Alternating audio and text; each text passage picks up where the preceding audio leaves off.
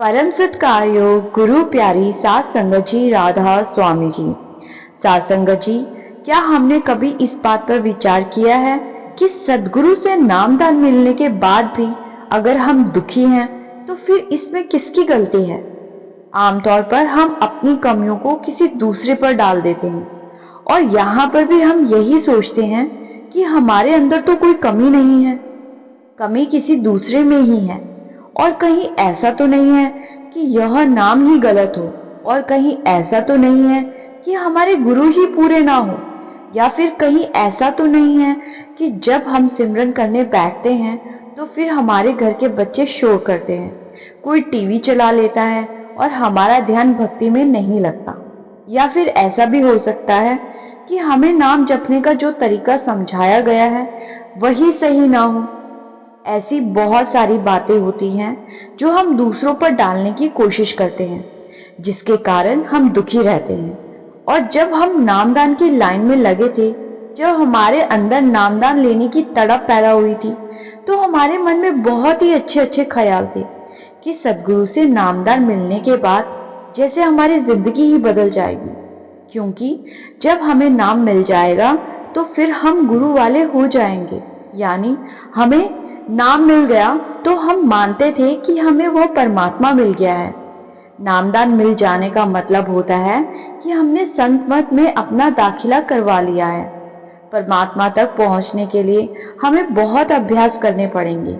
जैसे एक बच्चा स्कूल में दाखिला लेता है तो इसका मतलब ये नहीं कि उसने परीक्षा पास कर ली, उसको बहुत सारी पढ़ाई करनी पड़ती है, तब जाकर वो पास होता है।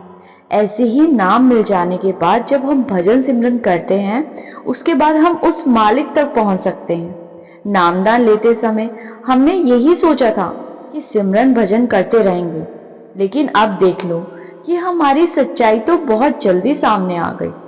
इतना समय बीत जाने के बाद भी हम दुखी ही हैं। मन में सब्र नहीं है, संतोष नहीं है, शांति नहीं है। दिन रात माया के पीछे भागते हैं। फिर और अगर थोड़ी सी बात हो जाए तो हम दूसरों को दोष देते हैं। तो भाई, नामदान मिलने के बाद तो हमारे नजदीक दुख आनी ही नहीं चाहिए। हमारी आत्मा हमेशा ही नाम के रंग में रंगी होनी चाहिए थी। तो फिर हम अभी तक नाम की पावर को, नाम की शक्ति को क्यों नहीं समझ पा रहे, और क्यों हम बेवकूफों की तरह अपना जीवन बर्बाद कर रहे हैं, और फिर हम सारी जिंदगी दूसरों पर दोष डालते हुए बर्बाद कर देते हैं और हमें कुछ भी हासिल नहीं होता। और फिर हम कहते हैं कि इसमें यह कमी है, दूसरों में वह कमी है। हमें यह ज्ञान होना चाहिए कि नाम के अंदर सब कुछ है।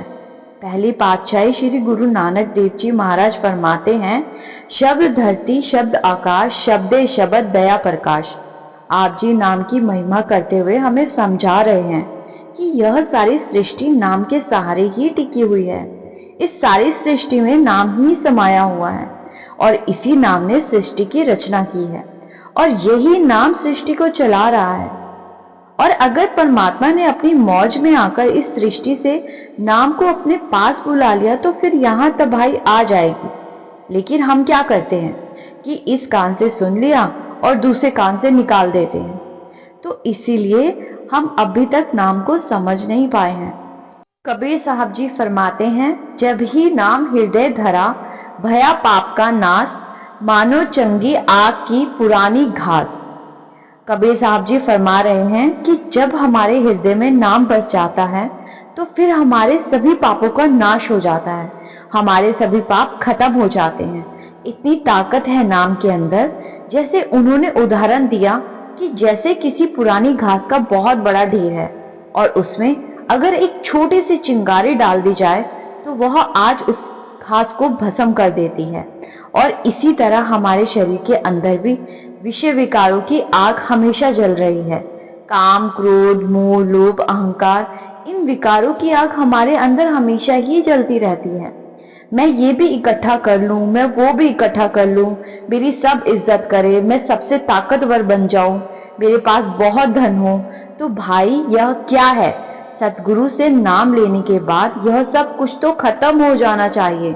कबीर साहब फरमाते हैं, जब ही नाम हृदय धरा भया पाप का नाश। कबीर साहब जी हमें समझा रहे हैं क्योंकि यह विकार नामदान मिलने से पहले भी हमारे अंदर थे और नामदान के बाद भी हमारे अंदर हैं, और हम दोष दूसरों को दे रहे हैं। नामदान मिलने के बाद तो हमारी दिनचर्या बदल जानी चाहिए थी और हमें सतगुरु के रंग में रंग जाना चाहिए था, लेकिन हम मेहनत करते हैं सिर्फ माया इकट्ठी करने के लिए। नाम का अभ्यास करने के लिए हमसे मेहनत नहीं होती और इसका दोष हम दूसरों पर डाल देते हैं। नाम मिल जाने के बाद हमारी जो दुर्दशा हो रही है, हम इतने दुखी हैं, तो इसके लिए कोई दूसरा जिम्मेदार नहीं है, हम खुद जिम्मेवार है। क्योंकि अगर कोई नाम की कमाई करता है तो फिर उस परमात्मा के दरबार में उसे मान सम्मान मिलता है, उसकी इज्जत होती है, उसे वहां भी सम्मान मिलता है और उसे इस पृथ्वी पर भी मान सम्मान मिलता है। नाम की कमाई करने वाले कभी भी इस दुनिया की माया में नहीं उलझते हैं, वह इससे दूर ही रहते हैं। और फिर चाहे उन्हें कोई सांसारिक कष्ट हो और फिर चाहे उनके पास धन हो या ना हो, इस चीज से उन्हें कोई भी फर्क नहीं पड़ता, क्योंकि वह तो नाम की कमाई में ही दिन रात लगे रहते हैं। उनके लिए तो फिर यह नाम की कमाई करना ही असली मकसद होता है। उनका दायरा बहुत ऊपर हो जाता है, वो माया के पीछे इधर उधर नहीं भटकते हैं। जो मिल रहा है वह उसी में खुश रहते हैं और हर समय अपने सद्गुरु का धन्यवाद करते हैं।